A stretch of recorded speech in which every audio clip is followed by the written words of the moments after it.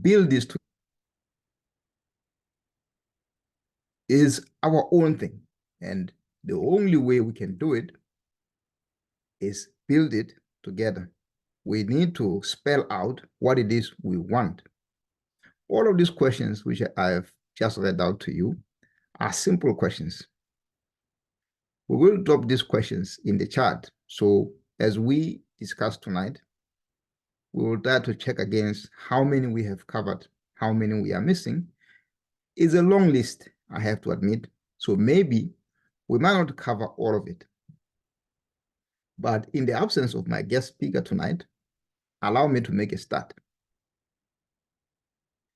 I come from the Kingdom of Lesotho, which you might see behind me, the mountains which we have here. It's a small country surrounded entirely by a bigger South Africa.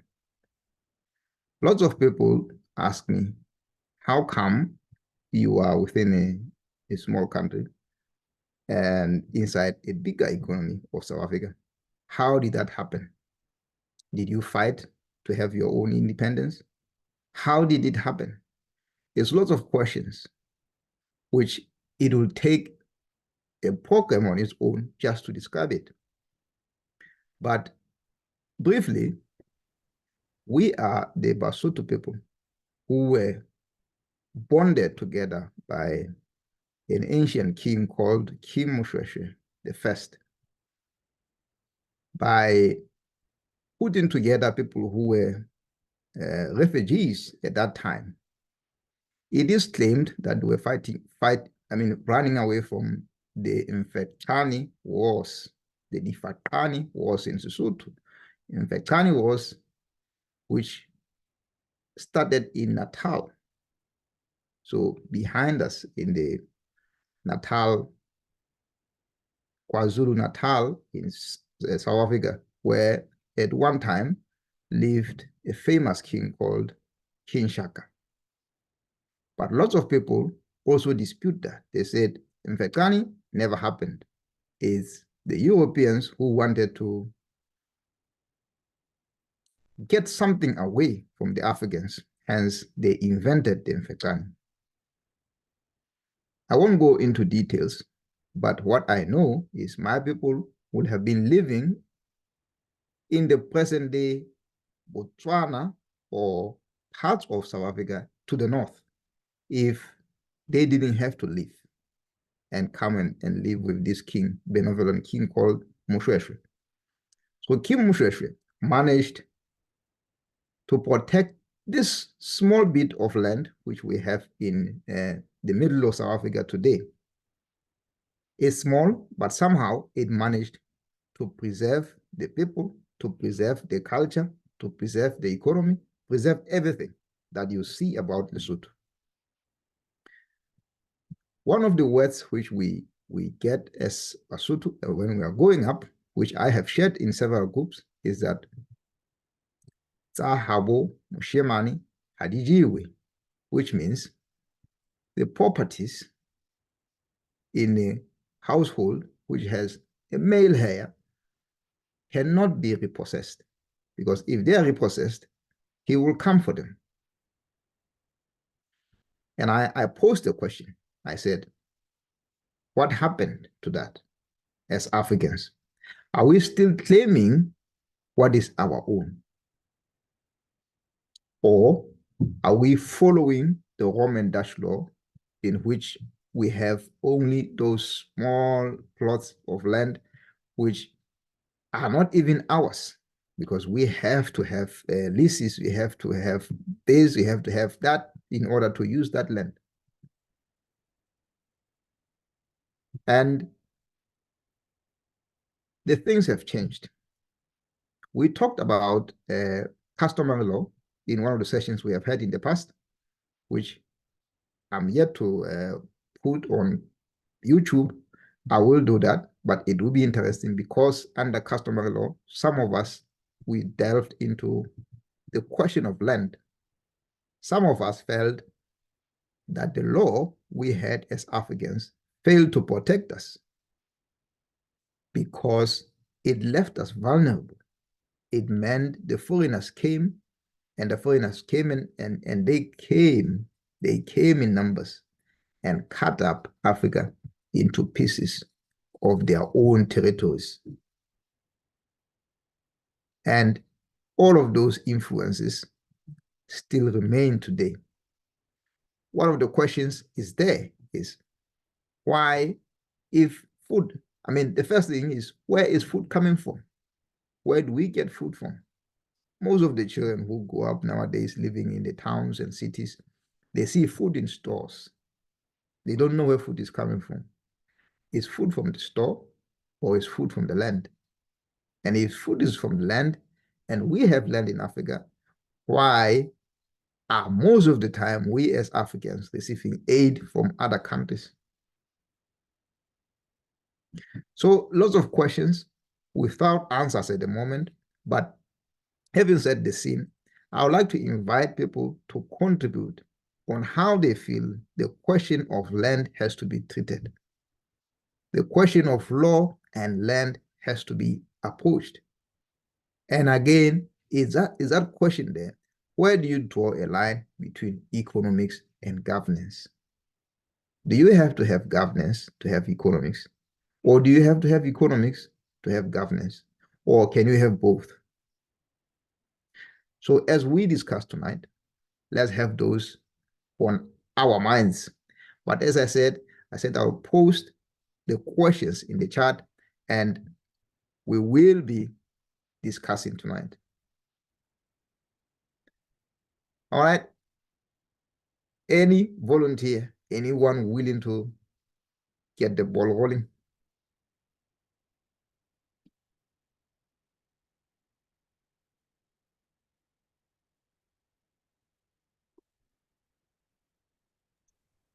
Okay. So, hello. Oops, sorry. Have I? Go ahead. Go ahead. Sorry. Could you? I was just working on my computer when I realized the meeting was on, so I had to quickly drop everything. So I'm in flow at the moment. Plus, I had a couple of calls and I was doing stuff while I was trying to get through. What was I'm done now. Sorry about that. What was the question? Let's start with the land. Right, the land, yeah. The question is, where do we get our food? Do we get our food from the store, or do we get our food from the land? And why are we not growing our own food if food is coming from the land? Right, okay. All right, and in relation to sort of economics, or the pillar of economics? It's either that economics or governance. Either of them are relevant. Right, okay. Yeah. Oh, okay, all right. So, like in my country, I can't even remember the motto. I shouldn't be ashamed of myself. But the motto starts the land, the people, and I think it's the sea or something else. So, to our government, the land and the people are very important to the economy of the country. Yeah. Yes. And people are sort of brought up like that, etc. So in terms of, this is just my take, right? On governance, right? Right. So basically the people are really the government, right? Yep. The people are the ones who are really in governments because they elect people to act on their behalf and protect their interests. And as you know, in Africa, and the diaspora, it doesn't always work out so well because of corruption and whatever. Yeah. Yes. Going back to like economics, it's really all intrinsic to the people and the land. Yeah. Because in terms of developing the economy or even operating within what we know as, in quotes, the market, you know, first of all, you need a fundamental base, right? which Yes. is the land, right? Whether Yes. you're developing farms or factories or whatever. Yeah. Yes. And then you need, sorry, I'm a bit hyperactive. You just caught me at a really bad moment. And then you have to throw in other ingredients, you know, like so you have the community. Yeah. All right. So if you produce, you have the community who's gonna buy that product, the products, yeah, whether it's farm products or whatever. Then you, from the community, you must develop human capital. It's a nasty term, right?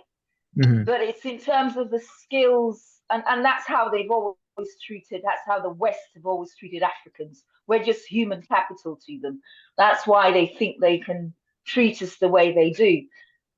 So there's the human capital aspect, people with skills, or whatever skills they may be, depending on the industry, who actually work that industry. Okay, but before you can even get to that, you need money, right? So if you've got the land, you've got the people, you need money to buy things like equipment, etc. And money may be gotten through loans or whatever, or family inheritance, etc. All right, then obviously you need like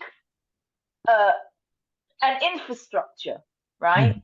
So in today's terms, we're talking about political structures, but you also need good roads, transport systems, systems that are going to look after the community, because if the community is sick, right, they can't be customers, they can't be workers, so you need sort of good hospitals, etc. Yeah. Absolutely. And then obviously you need good cooperation organization, because if the corporation organization is not functioning, okay, then you may have dysfunctional products, dysfunctional workers, etc. When you actually talk about the organization, you have to make sure that every function of that organization, okay, is working. All right. And not just, for instance, okay, so let's take, I don't know, manufacturing, for example. All right. All right. So you have the people who make the goods, that department, right?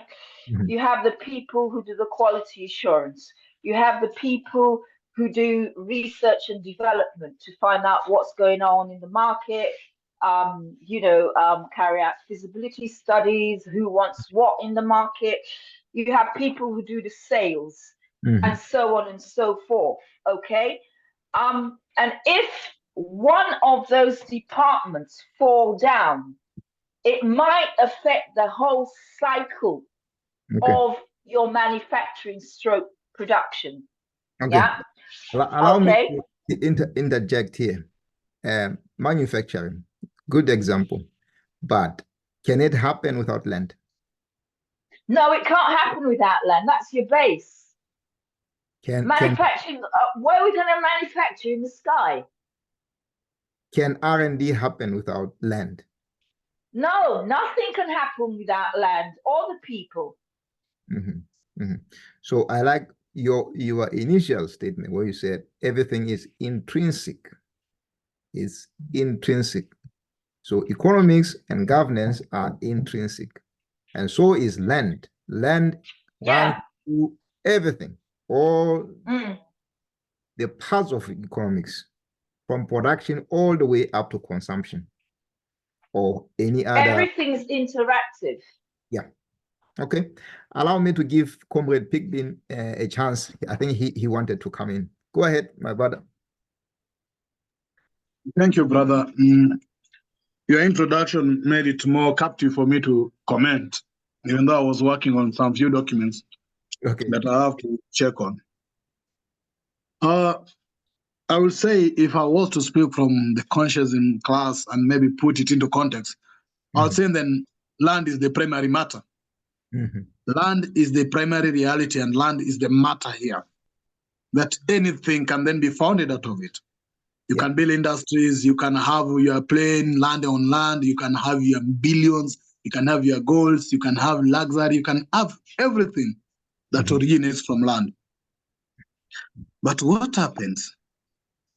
Those of us who know, as we say in the other class, who are idealists, forgot about land and thought that God is the primary matter, that everything else in this world God will provide. As it says, God will give you everything you want. So we still wait God to build for us industry. We still wait God for us to give us food. We pray for God to give us rain. We pray for God to help corruption get out. While we forget that what can give us everything we want in this world is the land we have.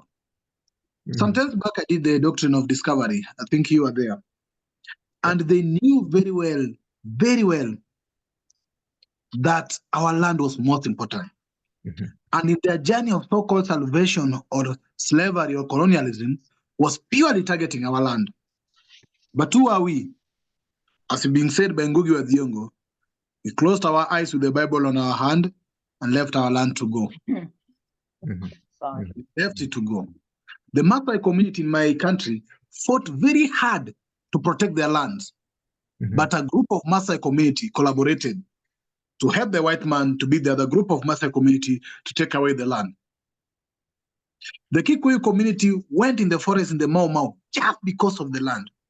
This isn't alone freedom. The freedom starts from the land. Freedom is a derivative of land. Anything else is from the land. If you don't have freedom to move, which means you don't have freedom to move in your land. If you don't have freedom to build or to cultivate, it means you don't have freedom over your land.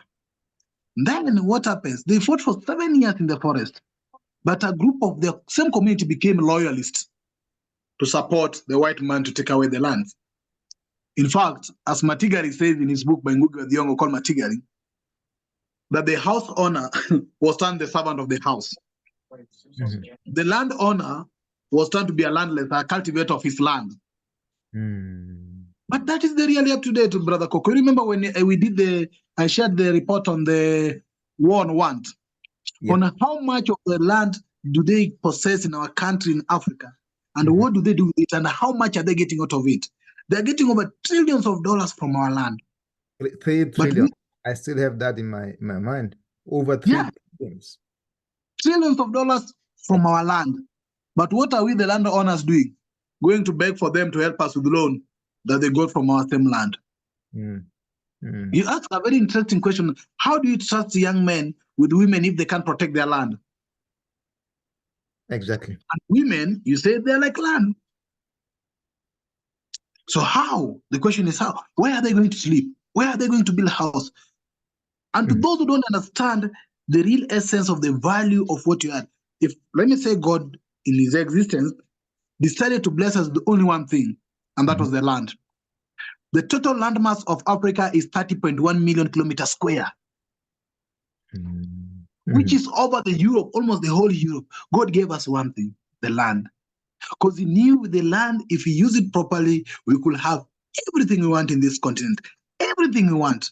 But the white man knew that our land is the wealth we have. They decided to divide us and now use our land like now they plunder Congo to build themselves. God never gave them arable land. That's why they use so many GMOs and everything else to cultivate. But we have arable land that can produce anything we want. But now we become producers and consumers of their imports. We import for their own consumption. Ghana is producing, I don't know, cocoa, then you get the chocolate from the other side.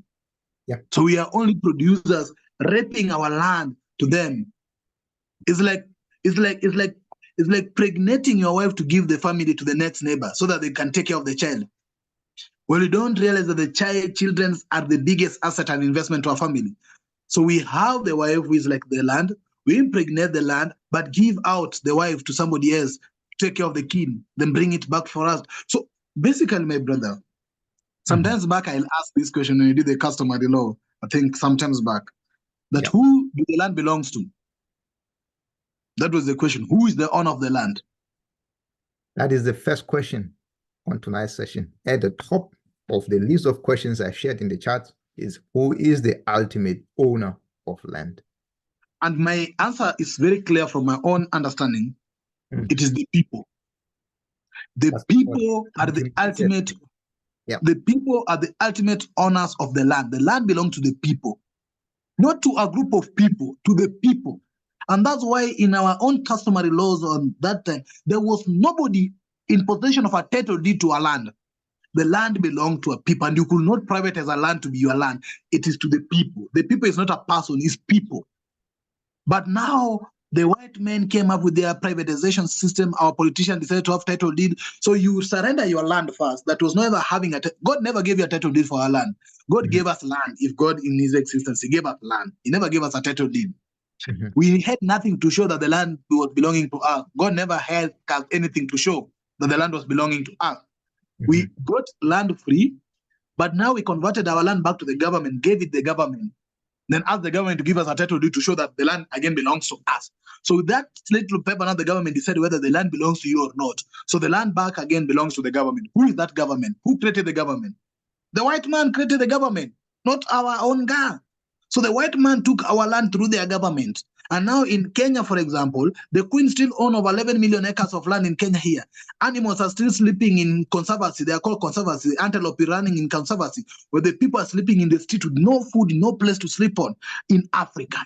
Our rich men, as I end it, our rich men, the so-called the bourgeoisies of Africa, the elites of Africa, have become white men again who want to own everything.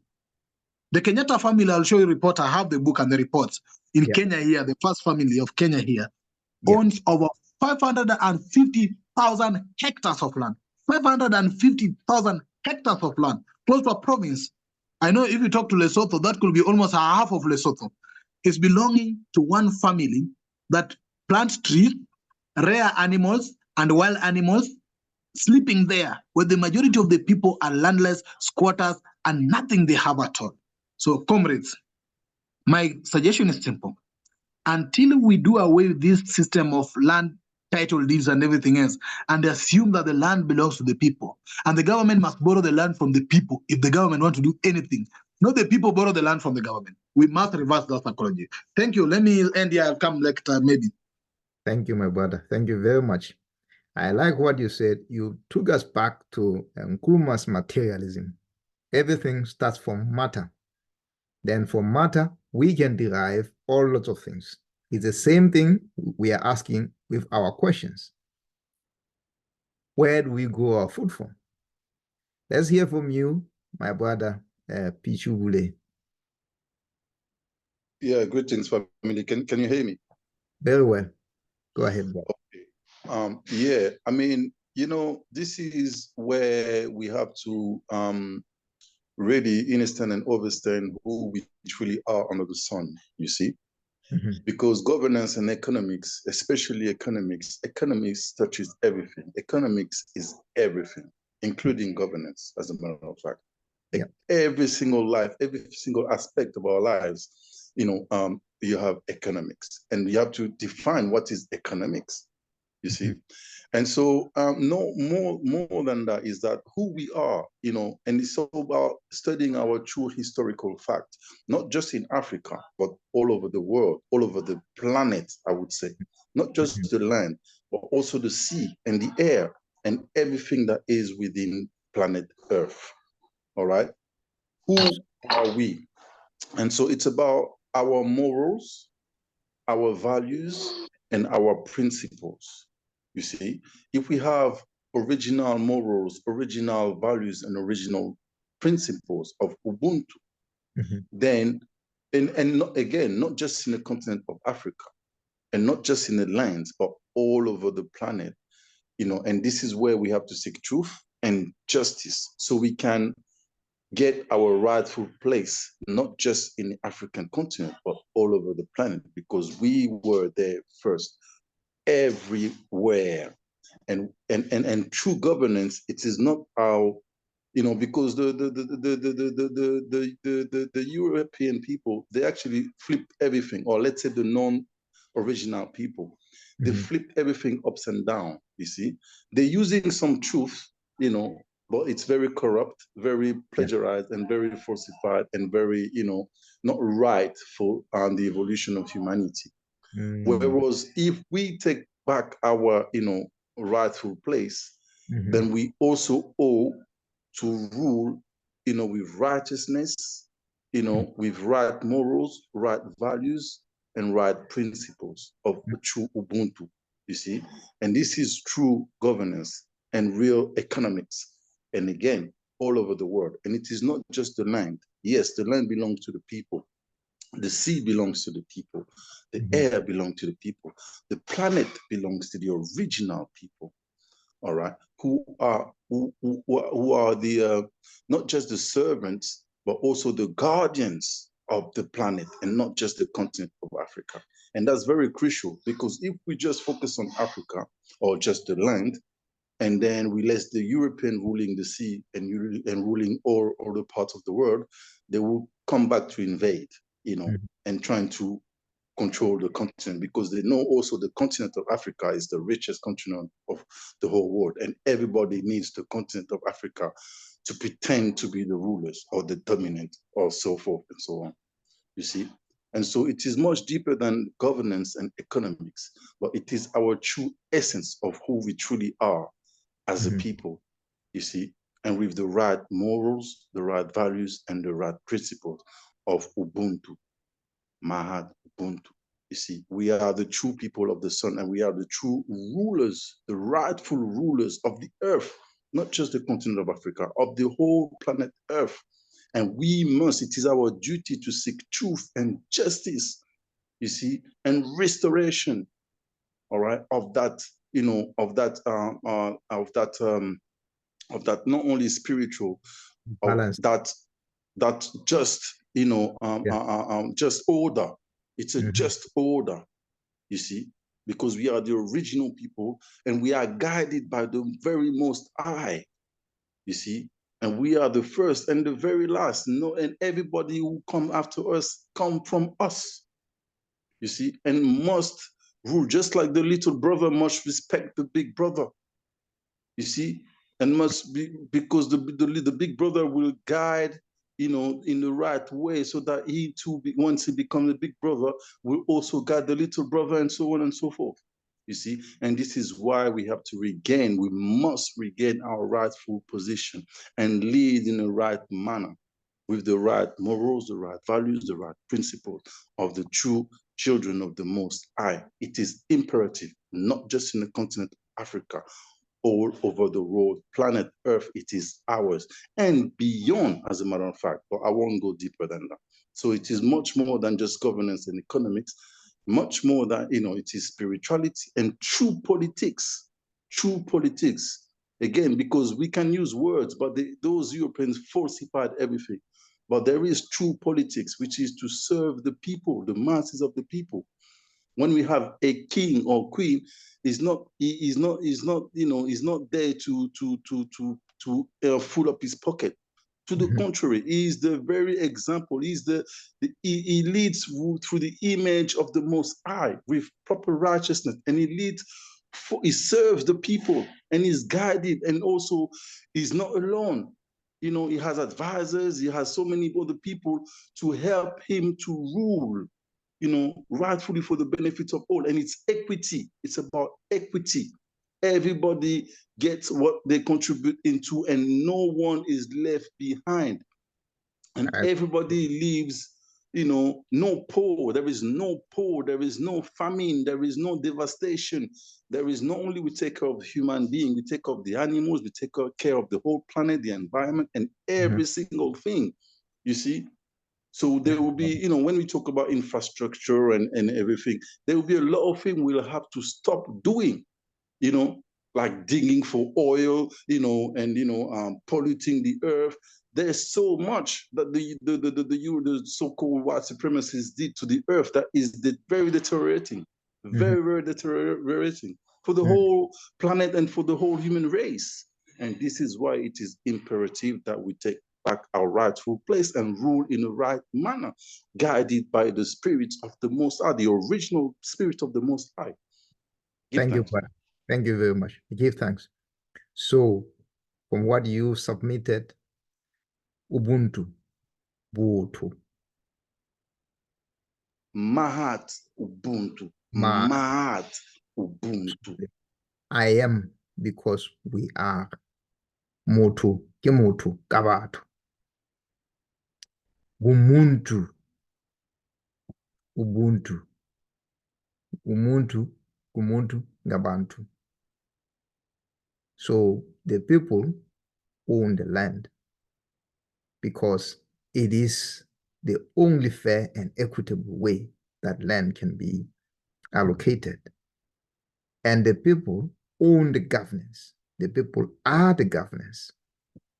The people choose who is their representative. Not in this falsified, plagiarized system of governance in which people campaign here. They campaign. We don't know them. They campaign. Some of them are funded by the companies which are only looking for our land, our resources.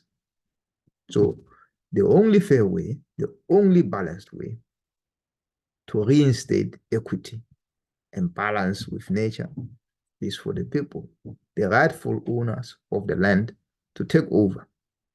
Many thanks, brother. Sister Marie, your hand was up. Unless you can't talk at the moment, then I'll go to someone else. Welcome, Brother Michael. Again, just to let people know, Brother Pichu Boule is from Congo, where our brothers and sisters, their blood is running day and night on the land which our forefathers left for us. Our forefathers fought for that land. But instead of us using the water to fertilize the land, we are using something. Botho is missing in the Congo. As we talk about that, we have to think carefully and ask ourselves, why? Why? Why are we not using our land for what it is used for? Someone said something from the ACUP, which was important. We want everyone to be fully employed. In the economy which we are looking at, we are envisioning everyone being employed. And I started to think to myself, I said, if there are so many resources in the world, why are people going to bed hungry? Why are so many people not having anything? And why are there so many people who have more than they need? A good question. Sister Myra, anything from you? Thank you, Brother Coco. So as my comrades were talking, I was thinking about the land situation in Uganda. So in Uganda, the land issue is very contentious, and people are killed over land. People's houses are broken down and they're just thrown out overnight. You just wake up one morning and there's a bulldozer and there are police and army there because there's a big man that wants the piece of land where your house is. So it's very, very contentious. So I was thinking, well, obviously, Uganda is one example where traditional land ownership has gone out the window. So because it's very, very capitalistic these days. I was thinking, well, then how do you even reverse the situation? Because one of the previous, I think it was Brother Pigeon who said the psychology, you need to change the psychology. How do you even change the psychology of people who are killing each other over land, that land that used to be communally owned, that used to be, whose management used to be the symbol of Ubuntu, which, you know. So I was thinking, well, as Pan-Africanists that want to make a change, I think, and I've talked about this, I think, with Brother Cook, about being proactive. Yeah. I think we're going to get to a point where we need to put thought into action and buy back this land and buy back a lot of land and then start to construct the material world that we want as materialists and students of conscientiousm. Because otherwise, I can't see, I can't imagine in Uganda selling the Ubuntu way of being. People look at you like, even if people look at you like, what?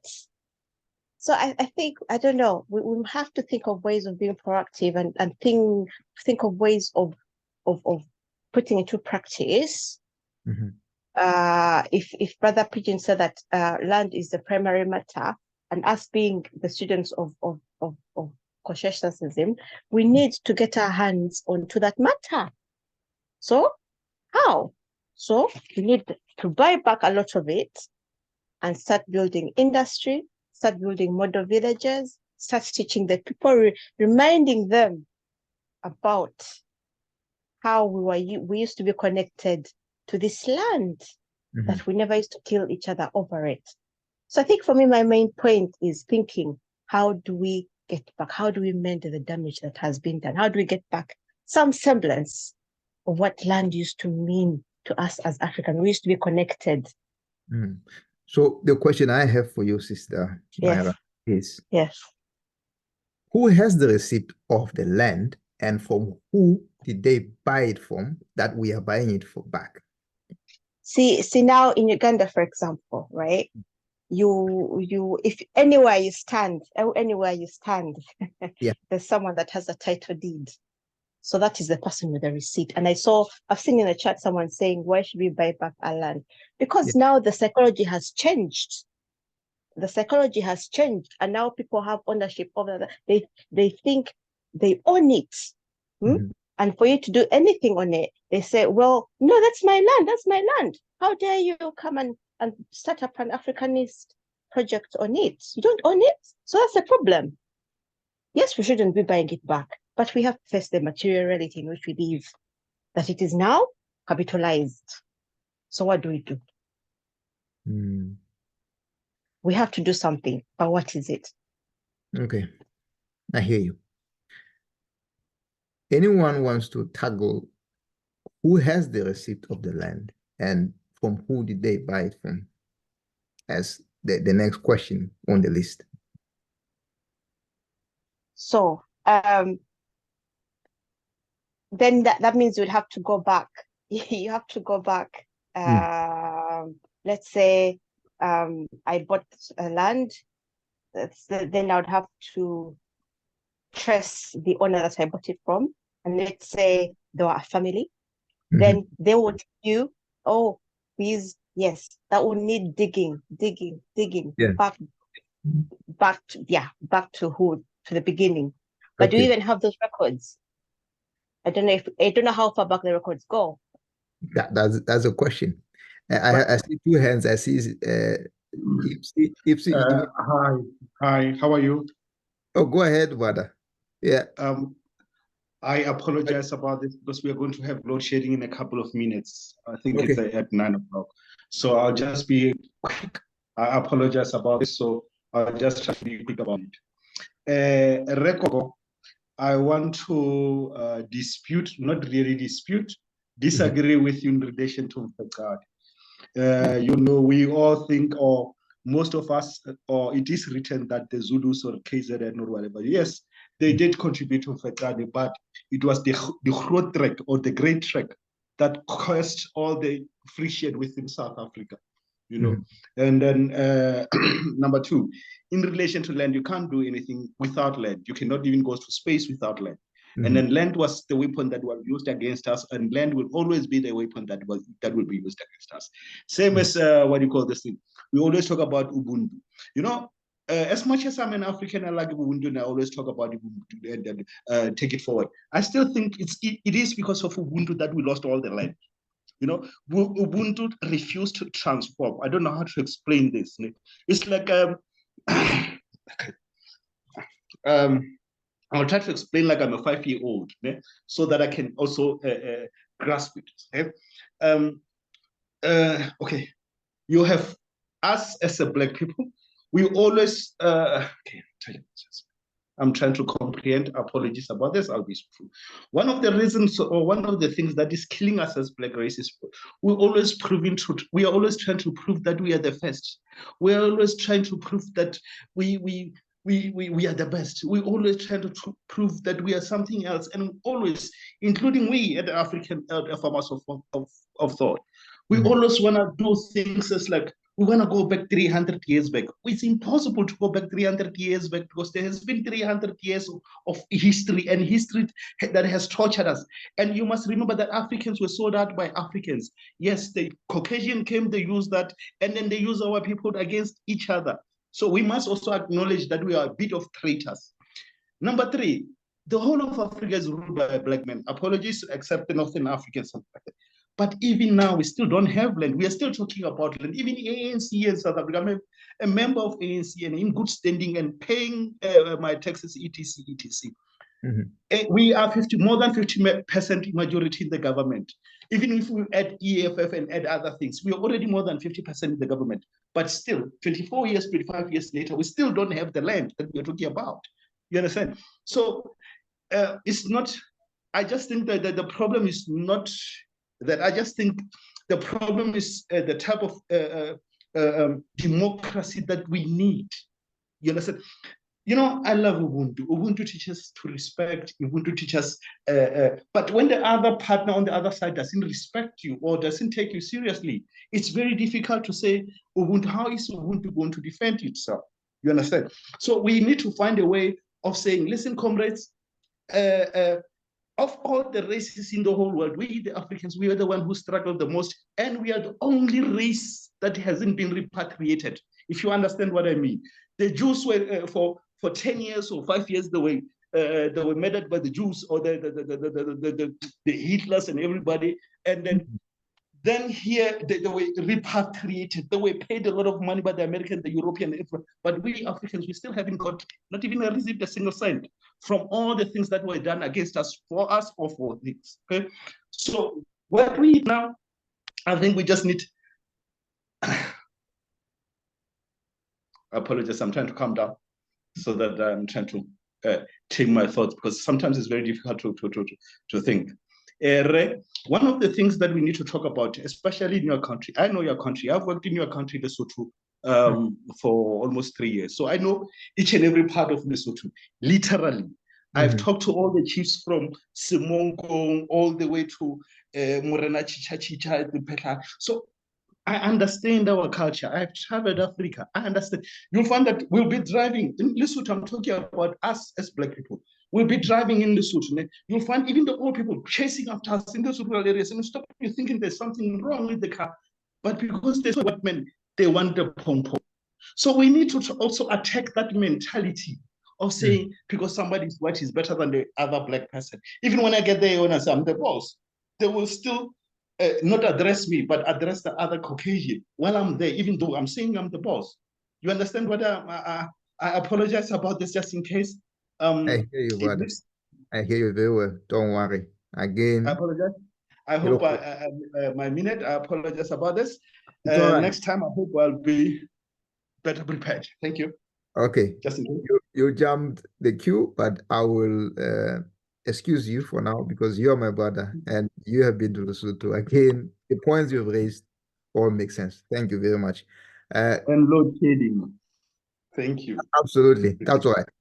Ipsy, you also have load shedding. Before I bring in Mari and Pichu, who are based here in the UK, you want to come in because you also are going to face load shedding. Shalom, King.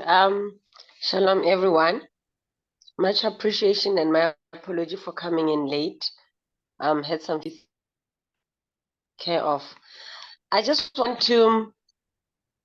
Is it unmuted? Yes, it's unmuted. You are on. We can all hear you. Oh, continue. All right. First and foremost, I think I'm gonna try to respond to the questions just in brief. You know, First and foremost, the land. The land was never bought, and the land could never be bought back unless it was bought the first time. And there's enough receipt to prove that. Land is everything. How this government is designed. And I'm standing firm.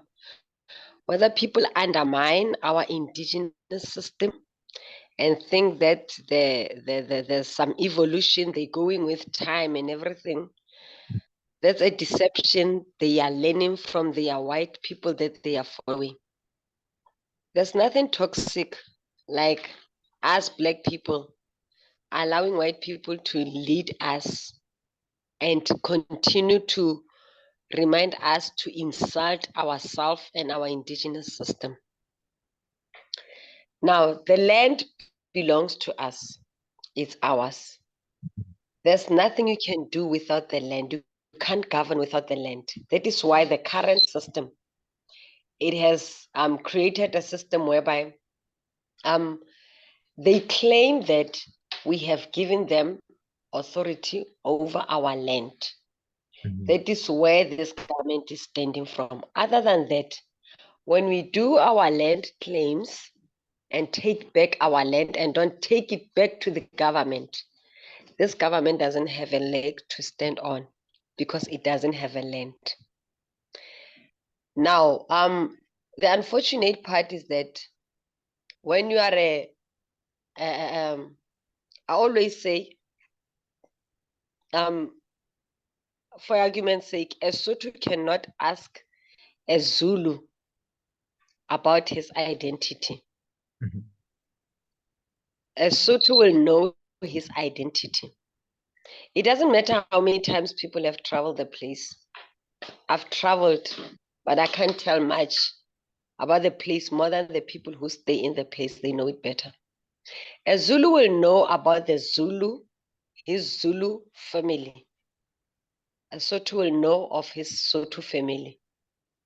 Now, our problem is that we always ask our oppressors for a way forward. And that is why we continuously fail. I highly appreciate Abba Ben Amin in his book, The Power to Define, God, the Black Man and Truth, in chapter that speaks of the power to define. We are failing to define what we need because we continue using the colonial masters model to try and solve our problem. The issue of land, it needs us to know who we are and go back to our respective clans, our families, our settlements, and start restoring ourselves from there. Black people, we don't have money. We've been working hard to try and get money. We get worn out and die without having money because the governance system is not our system and it's meant to keep us in cycles of frustration unless we have not learned our lesson. But let those who have not matured enough to go through their age until they reach the level of maturity and stop hallucinating. The relationship between land and power, I've explained it, that you cannot have a kingdom without a demarcation. Even when you go sovereign, you need to go demarcation. So let's go back and restore our respective homes, our clans, our families, dikgotla tsa rona, our family courts, and revive them. If the only time somebody cannot imagine something, it's because they are still comfortable with the colonial system and advocating for it. That is why they will always say it's not possible. There's a king who spoke some words that I loved in his closing statement. We need to even change the way we do things. Economics, our land needs to heal. The mining of resources we are hating our land. Those things should stop. So we need to be able to draw a line between our restoration and chasing after money.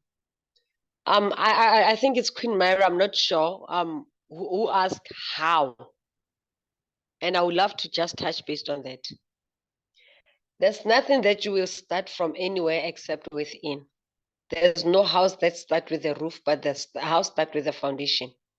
Now, in the midst of chaos and a fake civilization and everything, you have to be an agent of change and persist. There are few people who are observing your life. In time, they will see that amidst all, this person leads a better, peaceful life compared to what we do. And you'll have the second person who will join you. And you will have the third. What we need is patience. We won't do anything overnight in a rush.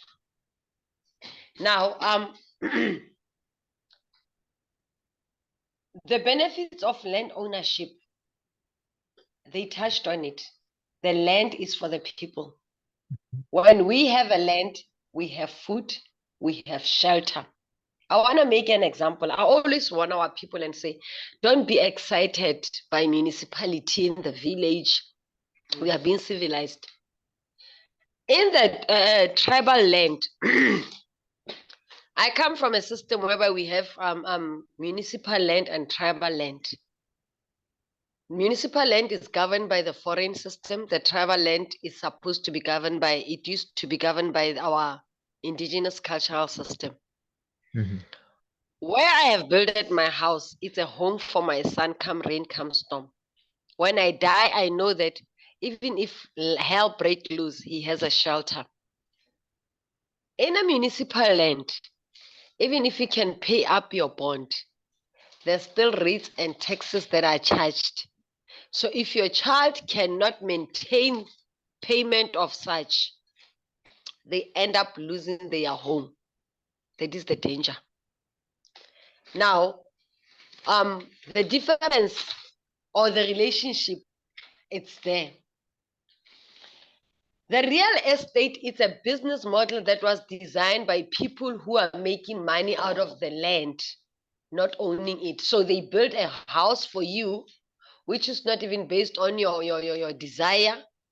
And then they put in some flushing toilets and whatever, running waters compared to our indigenous ways.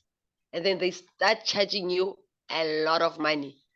A house that sells for 500,000, a car that sells for 500,000. The house, you will take it on a bond for 20 years. They are busy charging you interest. But the car, you'll pay it over 5 years. Very same amount of loan. Why? Because the system, the way it's designed, is that they give you money, they give you salary, and they take it away from you. We should not be even paying for land.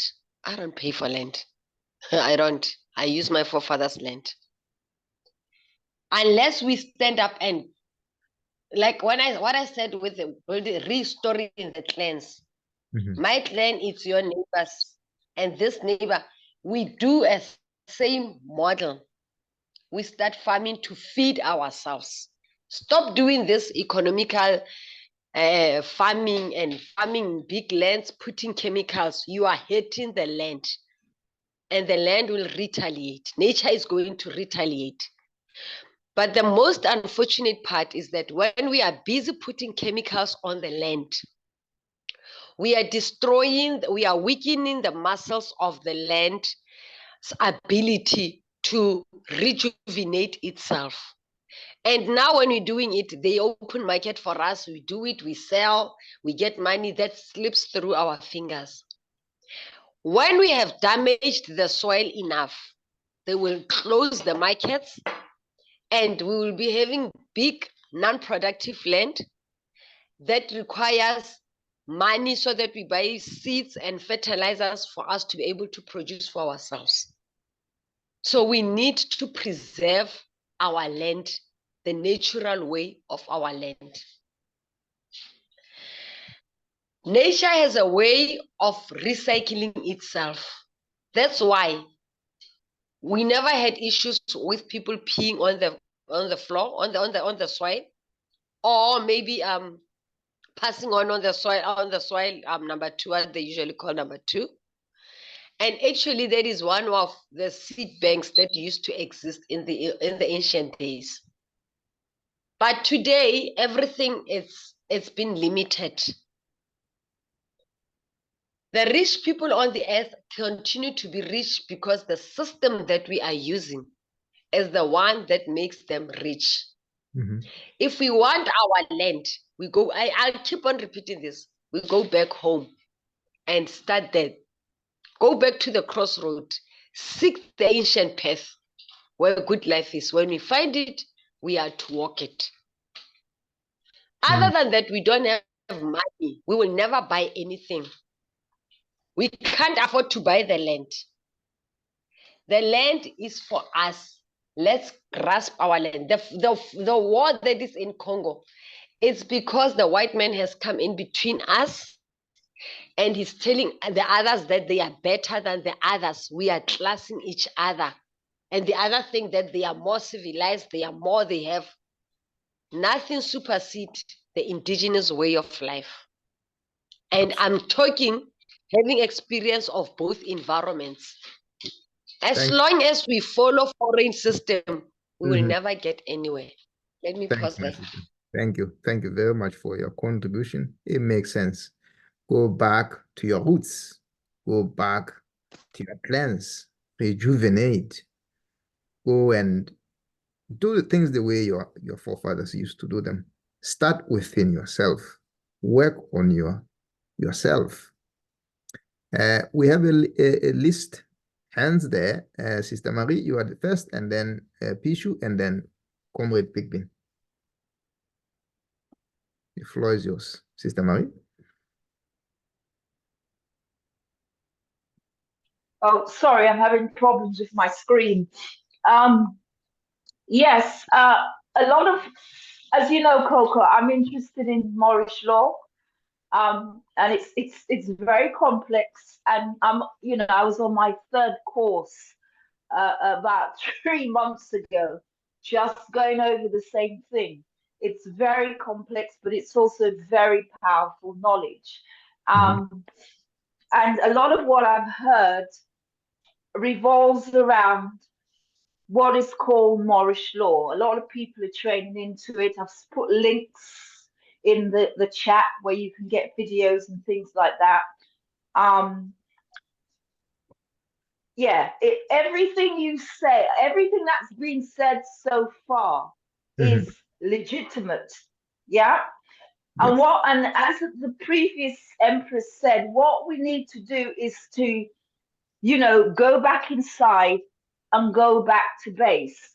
And I'm learning the law because I'm wondering if, we understood what we were doing with that instrument, because, all their laws, everything, their entrapment, their enslavement, it's all about commerce.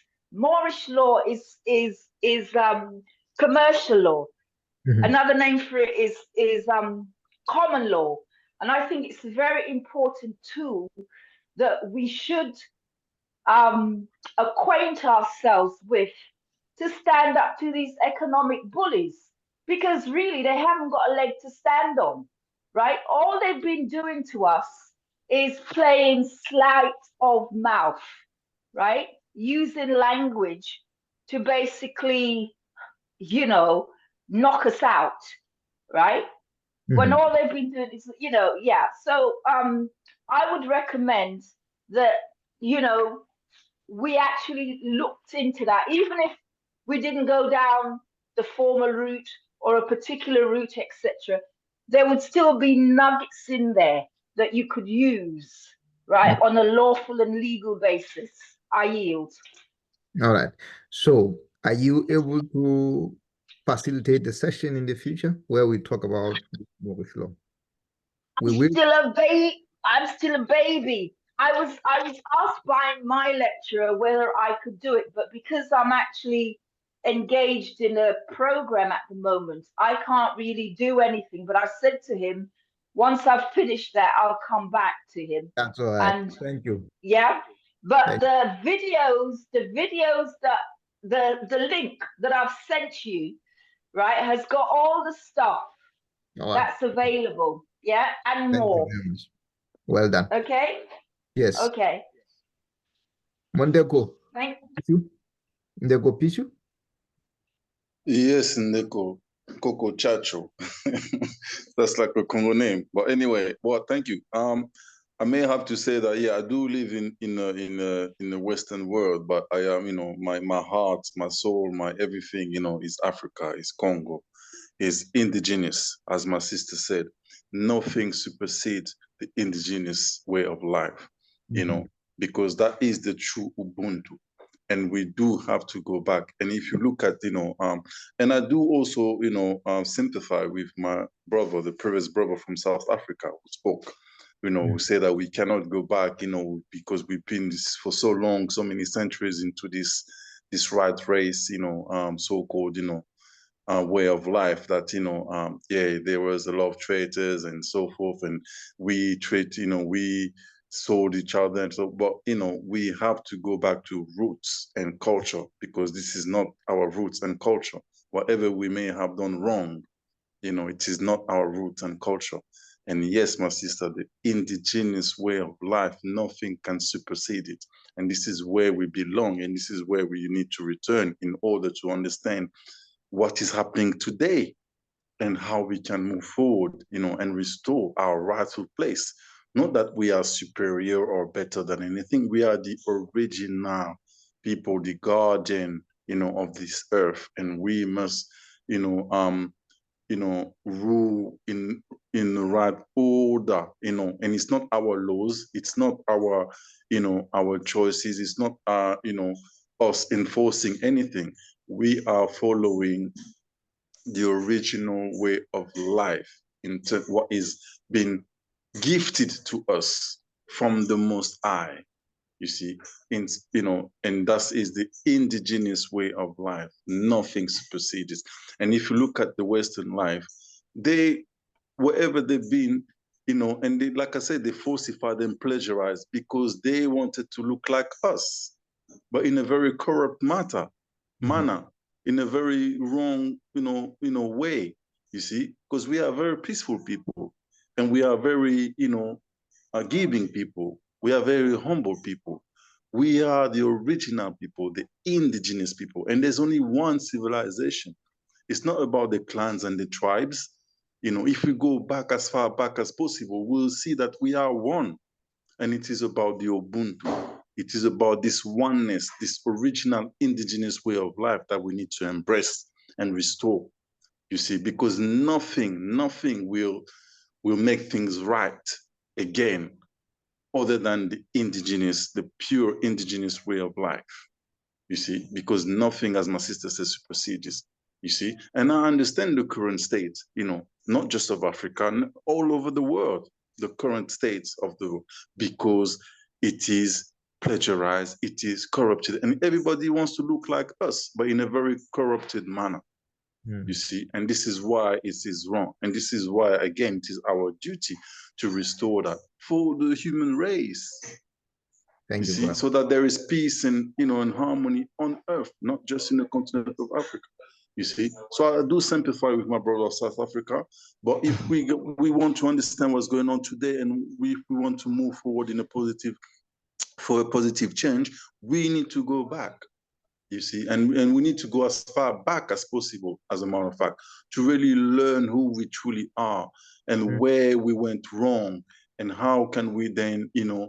And also, one last thing I wanted to say, sorry, you know, we can regain the land, and we can, you know, buy things and economics and so forth. But it's about law and order as well, you know, law, universal laws, you know, of the Most High. You know, that's what really rules, you know, because, you know, I'm not talking about the ICC or thing. I'm talking about the proper, you know, rightful laws, you know, original laws of the indigenous people. Yes, you see. Yeah. And so And so this is where this is again our duty, you know, through any other channels possible to restore that, because it is the only way, you know. And it is also, you know, there are 5 things we were talking about. We're talking about shelter, we're talking about food, we're talking about, you know, clothing, we're talking about safety and security.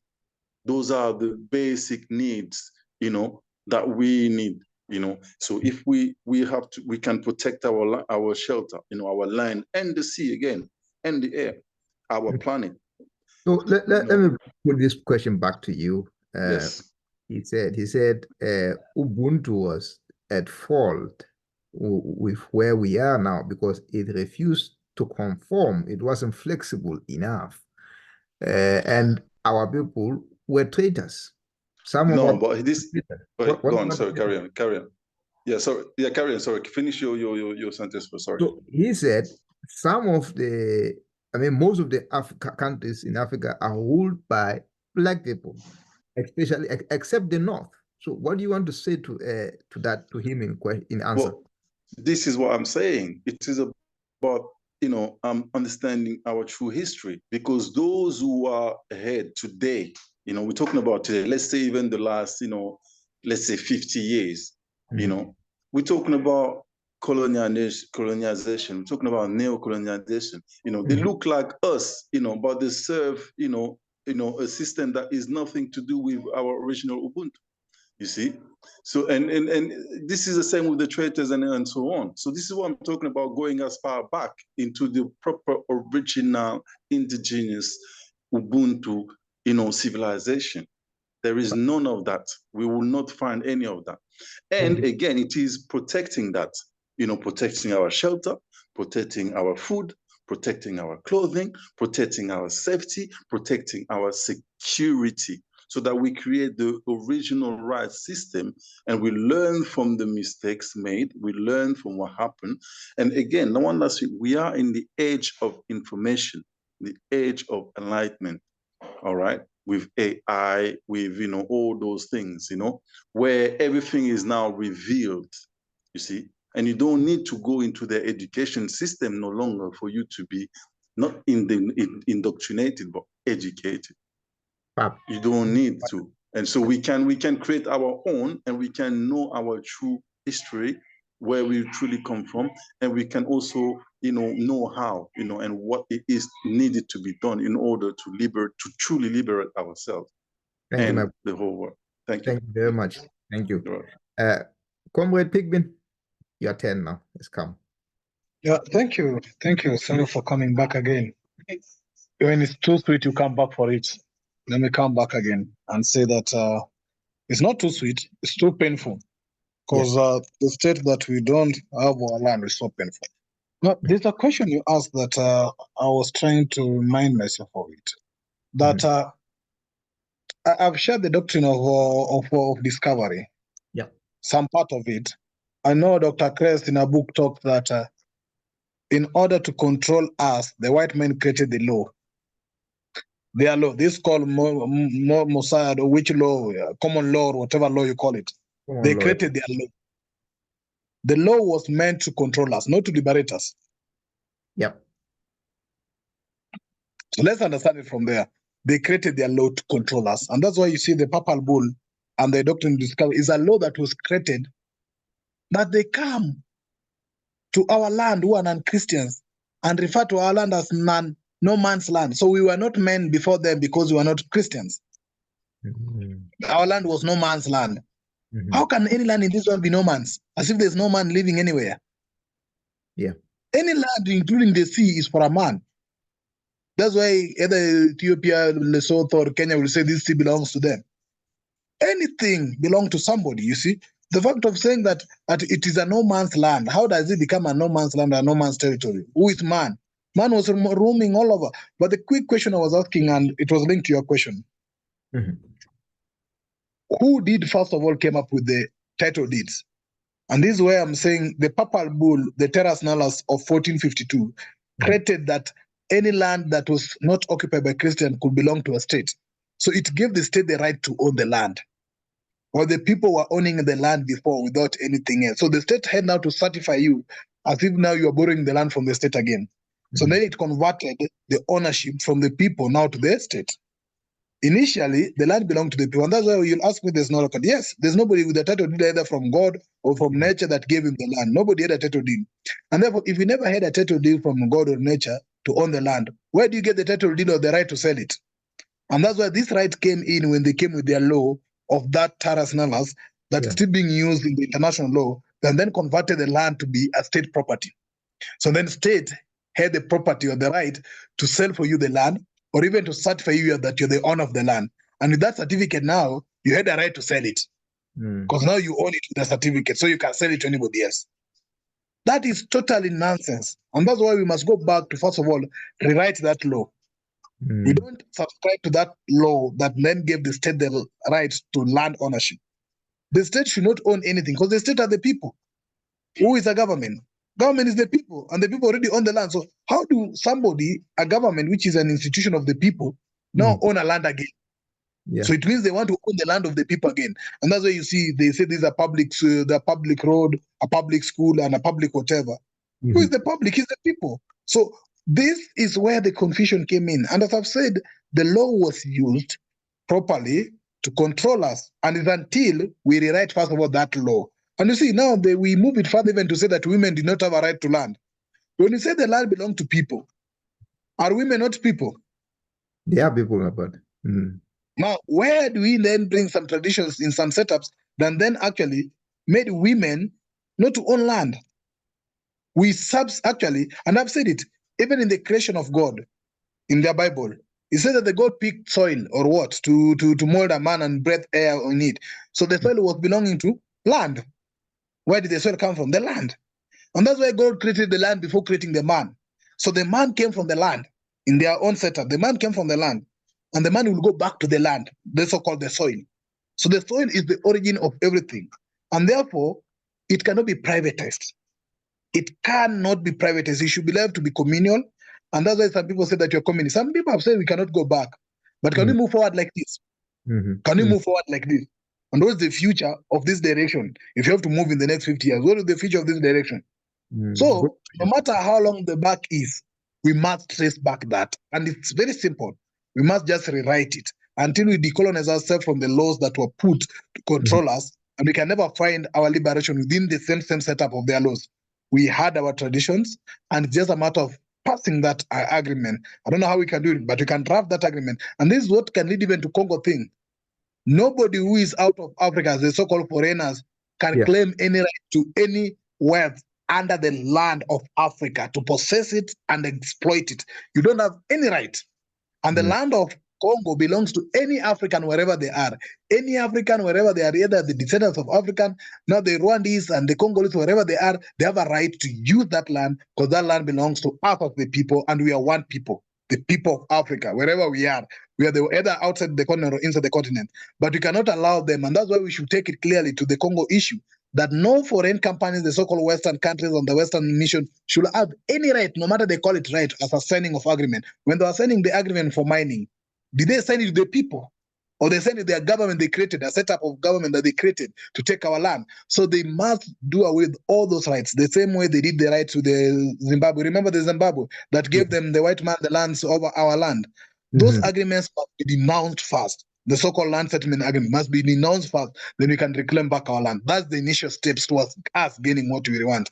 No matter how long it has taken, we have been enslaved for so long, we cannot actually be tired of going back to change our life than moving forward like this. Because if you move like this, in the next 50 years, my brother, I promise you, none of us will be having land. We'll be living in a flat, in an apartment. You have a house up there, and then somebody a house down here because you don't have any land at all. And what will we show to the next generation if we possess land from the previous generation and you have nothing to give to the next generation? My brother, that's how we live in the West, if you hadn't realized. We don't have land in the West. So before I go to Sister Myra, whose hand has been up the longest, I would just like to add this to my brother Matlu, Cecil Arthur Matlu, that we know that there are several factors of production which we use to create the economy, to make the economy moving. and land is integral within that. Apart from land, we have labor, the human resource, as Sister Marie had said. Then we have capital. And then, according to idealists, they say entrepreneurship, which is entrepreneurs, the ideas. All those four, according to the economics textbooks, which we have from the West, that is how we create the economy. We make the economy move. Then in the West, especially in Europe, they started running out of materials. They ran out of matter. Hence, they looked abroad. And by looking abroad, they came to countries, continents such as ours, to Asia and to America. And they captured. They are people who dominate. Anywhere they go, they dominate. And don't forget, they are hierarchical in nature. So hierarchy meets the people. The people owned everything in Africa before them Westerners came here. And they had to impose a hierarchical system on the people. By so imposing a hierarchical system on the people, looking for the materials, they did take the slaves, our people, and made them slaves. Let's not say they took slaves. They took our people and turned them into slaves, so they could get as much output from them with little or any cost at all. That's what slavery is about. And slavery, don't forget, is a grandfather to present-day capitalism. Let that sink in. Because under capitalism, we, the people, we are only entitled with a fraction of what we produce. We produce a lot, but not much comes to us. A lot goes to those people who, in the end, they are called rich. And one of the questions is, what are they rich in? We'll come back to that. But I need to explain to Arthur that this is how the system works. So they came in, they took our land like lots, and then we became serfs. I think Comrade Pigbin said, some of the people started working and tilling the land which was theirs. Imagine the shame. Imagine the torture. How painful it is when you have to work for someone else on the land which is owned by your family. That's what Africans went through. Moving away from there, when we fought for independence, we fought for it. Let's not forget, we are not given it. We fought for independence. We were given only papers, again, papers, that now you are free, you can rule yourself. But those papers, what are they for? They were just papers, nothing to do with the land. Our land remained in the companies which they created. In fact, I'll have to remind you, they created the Court for International Settlement and Disputes, which is in the World Bank. And one of those cases that they have adjudicated on is of South Africa's Black economic empowerment, which an Italian company challenged a South African government that we cannot apply BEE rules in our company, and won against the South African government. So in short, we, the people who run everything, we run the governance, in the end, we were undermined because we don't own our land now. The system they have introduced still continues. The law, the common law, the Roman Dutch law, the universal law, lots and lots of laws which were created somewhere else, but imposed on the people who were colonized. So if you say the Africans betrayed Africans, yes, my brother Pichu rightly said, they look like us, and that's what they do, especially here in the UK where me and you live. They put people who look like me and you. There is one woman called Kemi Badenoch. For those who don't know, go look up Kemi Badenoch. And you will know exactly what I mean by putting people who look like me and you so they can rule through them. They can continue to exploit us, to exploit the Africans through people like us, who look like us. And one of those is Felix Houphouët-Boigny in Ivory Coast. One of those is Kamuzu Banda in Malawi. He chose the whites over his black brothers. Look for the case when he fell out with Kwame Nkrumah because he was executing one of his own and cut all ties with Kwame Nkrumah. And you know what happened with Kwame Nkrumah not long after that? Kwame Nkrumah was toppled. The new incoming military government, when it was installed, Banda reinstated the relations. Banda continued to trade with the apartheid government of South Africa, despite all of the frontline states agreeing that we are not going to do anything, including Lesotho, which is in the middle of South Africa, stood up and challenged the apartheid government, but not Banda. Banda was a friend of the apartheid government. So tell me, when did the people get back control? I don't think my people ever got back control, just so you know. But we will discuss that again next time. But do look for silent coup. Look for the new economics, Confessions of an Economic Hitman. Look for how elitism is being upheld by the British government here. And they own over 3 trillion, I'm not saying billion, 3 trillion of the African resources are owned by companies based here in the UK. Cayman Islands, Channel Islands, all of those islands which they have created to dodge tax. And most of these elites in Africa are also trading with those guys that are putting the resources in those hidden places where we don't get to tax them as Africans. Now tell me, how do we get those things back? By taking back our land. Sister Myra, your turn, please. I was going to respond to what the brother from South Africa, apologies, I didn't get his name, had said about Africans tending Matro is his name. Thank you. Africans tending to look back to the past, but then Brother Pichu beat me to it and he put it so well. So I just want to add that by looking back to history, we are looking back to who we are, because that is who we are. I like that Sister Ipsy said that we have to look within.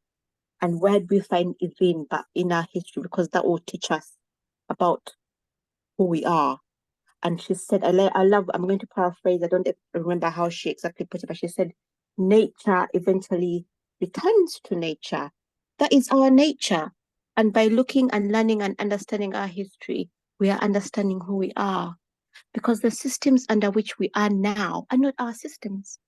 And no matter what we do, no matter what we try, as long as we're under those systems, they are not ours and nothing will work. So we need to go back and understand what did we used to do? And no one is saying that in the 21st century, we're going to copy and paste from the 17th century and do exactly things as they were. No. Learning about who we are and learning our history allows us to adapt what can work in the 21st century. That's all. That is all. But we need to go back to who we were. One of the reasons why I think, a theory I have about why there's corruption is that we don't own the system. We're not invested. Everyone is, the politicians are out for their own because we don't own it. It's foreign to us, you know? So it's not looking back in nostalgia. No. For me, I think it is understanding who we are and then trying to be our authentic African selves. But as long as we are under these systems that were imposed on us that are foreign, nothing is going to work. That's what I wanted to say. Thank you. Wow. Beautifully put. you actually build on what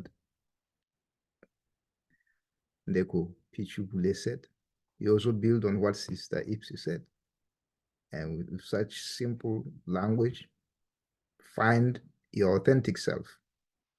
Look within, but also look back, but not with nostalgia, to build. Beautiful.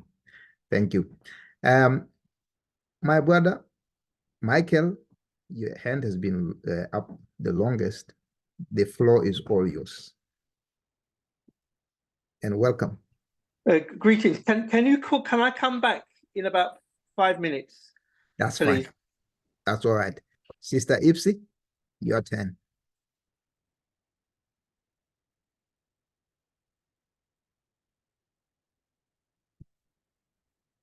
I think we lost Ipileng as well. So that is fine.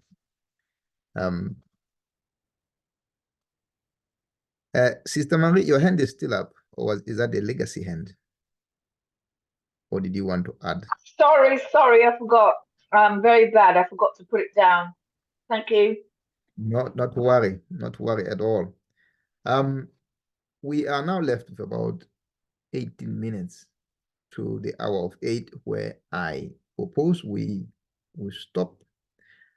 So at this moment, I would like us to reflect again and look at what happened to our forefathers. Our forefathers, they played a part, and they said to themselves, to quote one of the forefathers, they were told that the white man will come. And they were also told that the white man will come with powerful or superior weapons. But what they had to do was to delay them until their children had learned and grown to be strong enough to stand toe to toe with the white man. I think now is the time. It's the time that the children of Africa grow. Mama Shemani Hanyalu. Ma Mushimani Hanyalu. Again, which means the mother of a male child, the mother of a boy, Pekin, cannot get married again. When you get married with all of those, you take your children. You're going to bring them in a different clan, in a different environment. I know we as mothers now, things change. We are single mothers. Some of us, we go into relationships. But in the true sense of African tradition, you don't get married with those kids. What happened in my culture when the husband passed on is that someone within the family will help, because we want to keep everything within the family. That is where it's important. But the other important element is that the boy, when he grows up, he knows where his stuff are. He knows what belongs to the family, what belongs to the clan. It is time as Africans to remember who we are. We need to grow now. The boy Pekins now have to go and become men. For a long time, we have been sleeping. We have been indoctrinated. We need to hold on to what is ours. And as Sister Ipsi has rightly said, we have everything within ourselves. We have our own systems. Our systems can liberate us. Dr. Kwame Nkrumah has written lots and lots of books which we need to be reading, sharing. We have a class here which Comrade Pigbin runs on a Thursday. Every Thursday is there on conscientism. It's materialism. We talk about matter. That skin is made of carbon. Carbon belongs to the soil. When I die, my body goes down there. It is the spirit which goes wherever it goes. but that skin belongs to the soil. In the same way, the brain is made of matter. The mind is a derivative of the brain.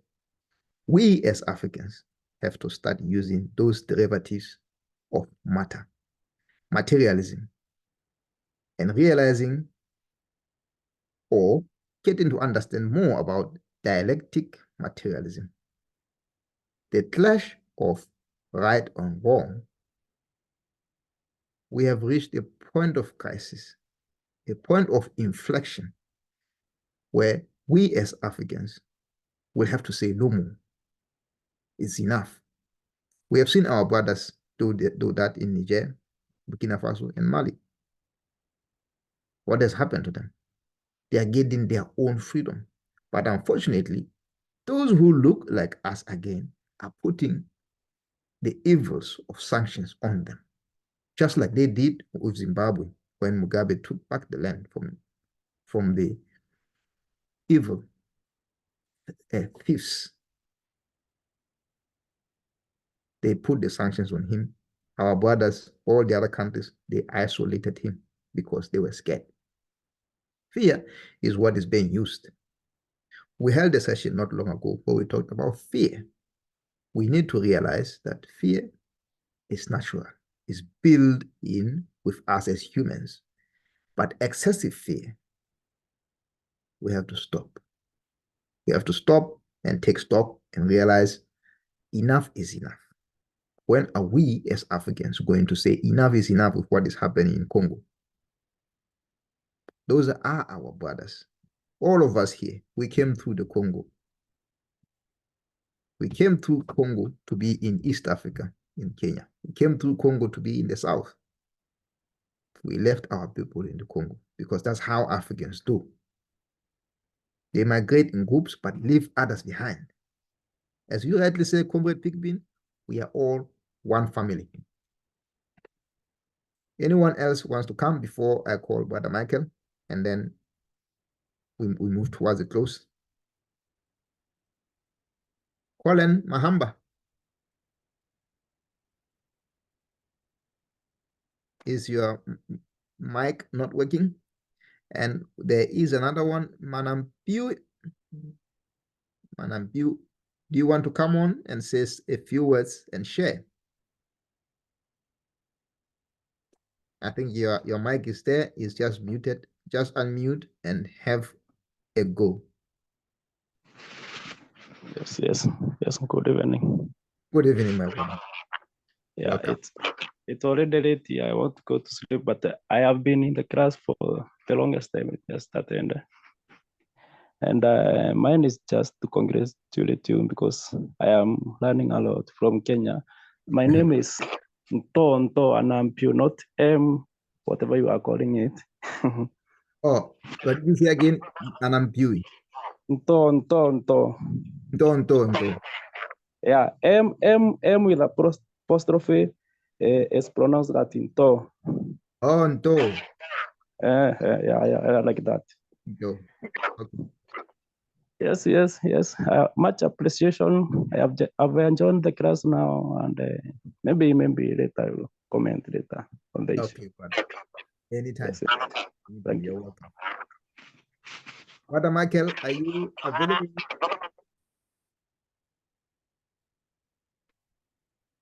Yes, greetings, brothers and sisters. Yes, I'm available. Go ahead. Yeah, no, there's been some fantastic points made. You know, and I mean the brother, I think he was from South Africa. Yes,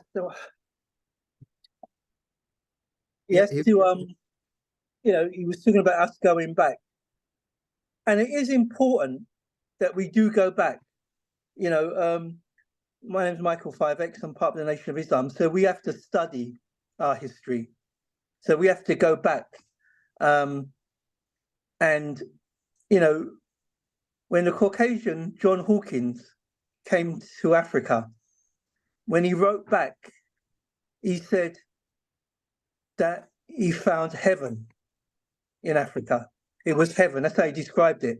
He described the black man as a god, but the black woman, he said that she was such she was such a god, and she loved her man, and he loved her, right? And it was paradise. He lived there for 20 odd years, but in that he was studying us, right?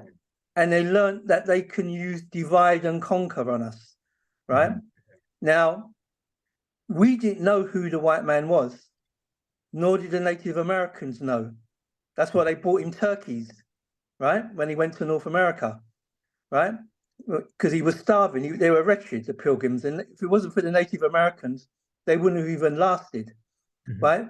So the Native Americans and us didn't know who the white man was. Yeah. The Filipinos now, when the white man came, the Spanish, Magella, landed in the Philippines, an island called Cebu, their king, Lapu-Lapu, did not wait for them to get off the ship because he knew who they were, right? That they were killing them. They wouldn't even let them land, right? They were killing them, so they knew who they were, right? The Chinese kept them out for centuries, right? A white man would be killed if he was found in China. Japan, the same. They kept them out for centuries because they knew who they were, right? In Japan and China, they used the same name for them. Sorry, I can't remember the name, but the name they call them is devil people. Yeah. Right? Yeah. Right. So, wherever they've been, every country, everywhere they've been, they've killed and murdered. Right? The Tasmanians, the ancient Tasmanians don't exist no more. They're all dead. Right? Because they were either killed by the sword or by disease. Right? So I'm giving that, it's like a brief, but we have to know who we were, and we were unified. We loved each other, right? Someone came and we allowed them to trick us, to go to one brother and tell him that your brother is this, and he's talking about you. I'm talking about in the tribes, right? And, so if we understand how we were, if we understand what was done to us, then, we have to say never again, right? Never again we allow anyone to come between us. And it's from these groups we have to start this unity, right? Now, unity doesn't mean that we have to love each other. We just have to agree that we won't betray each other. We won't sell each other out, right? We might disagree. Of course, we're going to disagree. But our unity comes from us understanding that we've got a common goal. I live in the UK. Now, the Pakistanis and Indians in their countries hate each other. In England and in the UK, they understand that they're all Indians originally, because before there was Pakistan, it was called India, right? It's only the British caused that division again, right? So, but they understand to do business, to survive, they have to be unified. They have to work. They don't like each other, but because they're the same people, virtually the same language, just different religion. That's the only difference between them. They understand that they have to work together, right, to survive, right? And we have to understand that principle first. We have to learn to love each other. We have to work with each other. We have to have unity. Democracy is something from the West. That's how they use that, because if you're not playing ball, they just create a coup, or they create election and they back your opposition. Yeah. Right. So one of Warren Buffett's aides said that the reason why China was able to rise so quick, because they've got a form of democracy, but their main banner is communism, right? Now, I'm not saying we take on that stance, but we have to have a stance that we all agree and we all work together. In China, it's only it's like 30 million of the most intelligent people get into that party, right? Because they know that it's going to be, they're going to need intelligence. They need people in all different skills in agriculture, in building. How could China go 40 years, right? People surviving on $1 a day. It's one of the most richest countries. What did they do? right? Yeah. You know, they first of all, they realized that they had to use, they had to make things. We have to make things. We've got all the assets, but until we control it, we're the richest continent on the planet by far. But if our leaders, and that's why I love what's going on within Mali, Burkina Faso, and Niger. Yeah, they're unifying. They're coming together, right? They're saying that we're going to try, and it comes with military. It's the military first, and eventually you bring in, the diplomats, the politicians, but you have to have an army. Thank you. So we have to know that, if we think we're going to do this by love and peace, we have to have a deterrent, right? And Niger and Burkina Faso, they've made allies with Russia to buy weapons, because they have to let the enemy know that if you come, you're going to die, right? And we have to have that stance, right? If we think we're going to talk our way into this, we're joking. I will have to here, but thank you. You have said lots of interesting points. And Piju, I see that your hand is up. I'm only left with 3 minutes before I close. So will 1.5 minutes be enough for you, my brother? Yes, just a quick one. One, to say that the reason why China, has grown so much, we have to look at the last 20 years, and even today they have, lately they had the contract with the Congo, for example, where they are exploiting 60% of the resources within that country, and so that's one of the reasons, because they're exploiting our land, not just the Congo, but the whole of Africa as well, as a whole, and they're protected by the West and Russia and so forth. But that's another story. But all we have to say regarding our governance, our economy, and our true liberation is to really use platforms such as this, for example, and also have our own platform, and not just talking. Yes, we have to be proactive, and when I say this platform, meaning, in the whole world, you see, not just in the continent of Africa, but all over the world, as true Pan-African, to reason, to exchange ideas so that we are, proactive. And again, we have the same roots. It's one roots. And again, we are in the age of information and enlightenment and knowledge and everything. As long as we go back with honesty, and sincerity to really reconnect with our true, authentic self, we will have the same, we will be like-minded, we'll think alike, you see, because we have the same original thought, that will guide us, so that we can, restore, our, our rightful place, if you like. And also law, we can also trick them within their own law court as well, because also it is falsified. But, if we utilize the universal law, our original laws, we can go into their court and then, and confuse them, and win in their own court to show them that, they're abusing their own, the laws, the human right, basically, ICG, we have to actually take them to court, to their own court as well. And then, and let's say play their own game, while we are also, restoring our universal law. And while we are building, we also have to, this is a way of also fighting the system, through economics, through governments, but also through the law. Because it's, it's very important. Because again, one last thing, those courts and those, everything they have falsified from originality. So we are supposed to be ruling into those courts, but rightfully. And so that's how we have to restore that and take off their white, false hair, and then, and rule the right way, But we have to do it, because we are. I know about the army, I understand everything, but believe me, the strongest weapon that we have, is our ancestors within us and our authentic true self.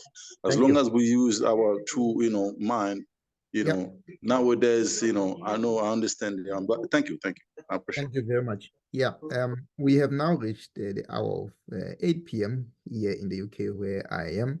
I know it's 10 p.m. back there at home, and then in Kenya, we are talking about 11 p.m. I would like to thank everyone for turning up today and sharing, because matla ke kopano. So unity is strength. That is the only thing which we failed to do. Our ancestors failed to do that in 1963 in Addis, when Dr. Nkrumah said to them, unite, unite now. So we failed to do that through our ancestors. So let's go back, retrace our steps, see where we went wrong. But importantly, the solutions lie within us, as lots of speakers in here have said today. If you start to think about it carefully, my mother must be your relative. My father might be Michael's relative. Pichu's mom might be my aunt. So all of those is the DNA within our blood. And that is how we all go back and tie each other and make what we call ngatana unwe in Sesotho, which means you cannot break the sticks when you put them together. But sticks, if you hold them individually, is easy to break. But once you have that strength of unity, the roots that we have within ourselves, the spirituality which makes us who we are, then we are indomitable. We cannot be defeated. The Mali, Burkina Faso, and Niger is not the military. The military were given the mandate by the people. The people had reached an inflection point where they said enough is enough. Our materials will not be exploited anymore while we, the children of Africa, are starving. We cannot continue to sell uranium for 9 cents when we know it's $200 on the market. Why? The land is an important question because it permeates all facets of society. Land is governance.